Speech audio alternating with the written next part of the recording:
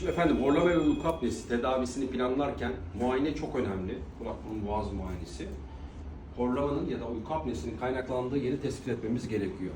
Burundaki problemler kısmen sebep olsa gibi gözükse de aslında asıl problem damak bölgesi ve dil kökü.